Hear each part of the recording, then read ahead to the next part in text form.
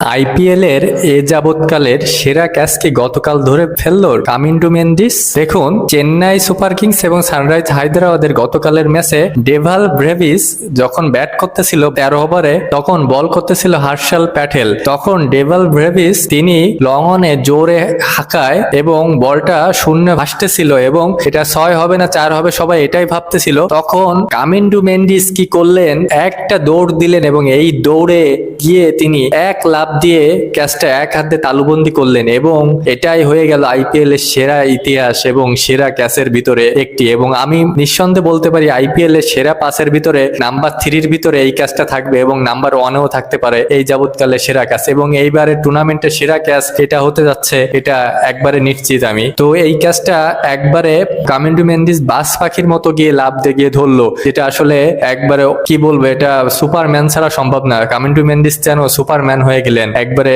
Out হয়ে গেল এবং সবাই অবাক হয়ে গেল, এটা কি ক্যাচ ধরলো এবং ম্যাচটা টার্নিং পয়েন্ট হয়ে গেল এইখানেই। এবং কেমন লাগলো আপনার ভিডিওটি অবশ্যই কমেন্টে জানাবেন এবং লাইক কমেন্ট ফলো করে সাবস্ক্রাইব করে পাশে থাকবেন। ধন্যবাদ।